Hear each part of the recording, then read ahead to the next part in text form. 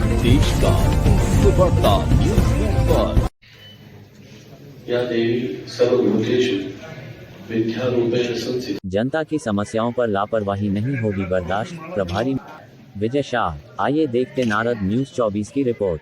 शनिवार को रतलाम दौरे पर आए प्रभारी मंत्री कुंभ विजय शाह ने मीडिया से चर्चा में कहा कि वर्तमान में मुख्यमंत्री डॉक्टर मोहन यादव के निर्देश पर जनकल्याण का पर्व चल रहा है, जिसमें गरीबों की समस्या का निराकरण होना चाहिए, आम जनता की सुनवाई होना चाहिए, उन्हें सम्मान मिलना चाहिए।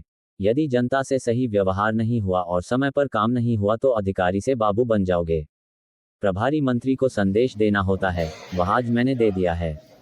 प्रभारी मंत्री को विजय शाह ने कलेक्टरेट में आयोजित एक कार्यक्रम के बाद कलेक्टर कार्यालय में मीडिया के सवाल का जवाब देते हुए यह बात कही। दरअसल आज सुबह स्थानीय सर्किट हाउस पर प्रभारी मंत्री के पास एक महिला अपनी समस्या लेकर पहुंची थी।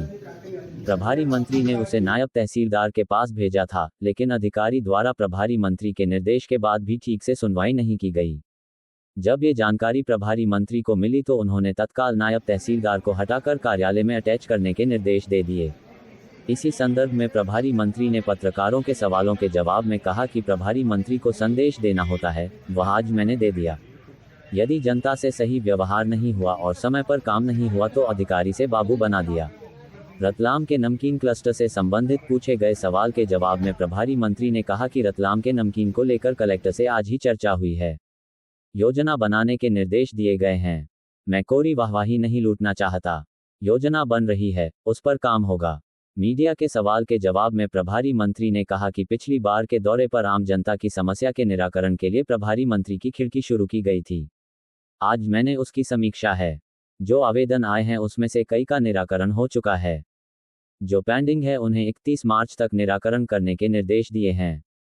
जो समस्या भोपाल लेवल की है उन्हें मेरे पास भिजवाने के निर्देश दिए गए हैं।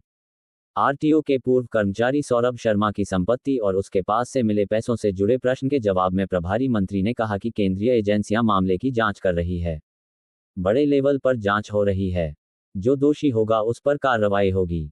प्रदेश सरकार द्वारा लगातार कर्ज लिए जाने के सवाल पर प्रभारी मंत्री ने कहा कि कर्ज लेकर विकास करना आज की परंपरा नहीं है। राजा भी कर्ज लेते थे, अंग्रेज भी कर्ज लेते थे। कर्ज उसी को मिलता है जिसमें क्षमता होती है। विकास का पहिया लगातार चलता रहेगा। हम लोगों ने भी बात करी है कलेक्टर महोदय से कि एक अच्छा सेल्फ हेल्प ग्रुप का क्लस्टर ऐसा खोले कि रतलाम का नमकीन रतलाम की सेल्फ हेल्प ग्रुप बनाए, और उसके लिए हम क्या मदद करें, क्या लोन दें, क्या व्यवस्था करें, क्या शेड बनाएं, उस पर चर्चा चालू है और गंभीरता से विचार चल रहा है। चूंकि मैं बीच में छोटा छोटा बता के केवल वाहवाही नहीं लूटना चाहता, लेकिन गंभीरता से चर्चा। एग्जिस्टिंग लोग हैं जो सालों से व्यापार कर रहे हैं, उनको भी कोई नया प्लेटफॉर्म मिले? अभी हम बात कर रहे हैं, उसमें थोड़ा सा कुछ तेल वेल का मैटर है, वो चल रहा है, लेकिन हम उस दिशा में काम करें। पिछली बार आप आए थे, आपने कई निर्देश दिए थे, प्रभारी मंत्री खिड़की खोली थी, तो क्या स्थिति, क्या समीक्षा उनकी? उसकी बराबर समीक्षा होती है। आज भी आने के पहले मैंने समीक्षा करी। हमारे बहुत सारे प्रकरण निपटे हैं, मैडम से आज ही मेरी बात हुई है। जो प्रकरण निपट गए उनकी जानकारी इनके पास है, जो नहीं निपटे हैं उनको मैंने बता दिया है कि 31 मार्च तक सारे प्रकरण निपटाओ। अगर भोपाल लेवल के हैं, आपके यहाँ पर नहीं निपटते तो मुझे भेजो, लेकिन 31 मार्च तक सारे प्रकरण निपट जाए। जी, जिला योजना समिति की बैठक नहीं हुई है, साल भर हो गया लगातार, मतलब आपके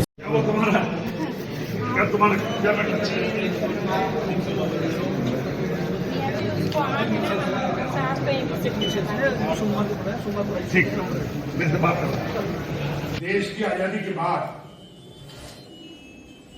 मैं भी गांव से आया हूं। देश की आजादी को 77 साल हो गए। जब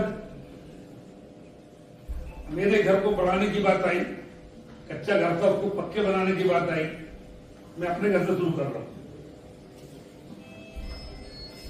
मेरी मां ने मेरे पिताजी का भी लोन ले लो, अपन चुकाते रहे। खेती बाड़ी है, चुका देंगे, लोन ले लो। 2 कमरे बच्चों के लिए नए पक्के बना लो। पक्की लेटरिन बाथरूम भी नहीं है और 2 कमरे, और वो बहू भी आ गई, 2-3 कमरे बढ़ा लो।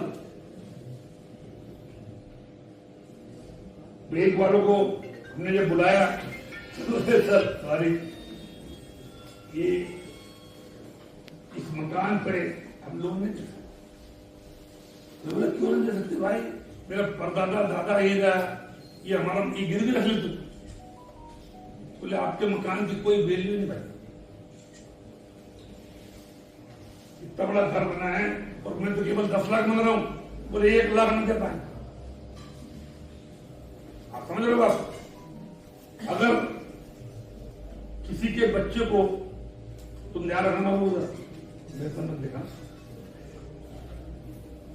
अगर किसी के आवश्यकता पड़ती है, हर व्यक्ति चाहता है, हर मध्यम वर्ग वाला चाहता है कि मेरा बच्चा अच्छी शिक्षा प्राप्त करे, डॉक्टर बने, इंजीनियर बने।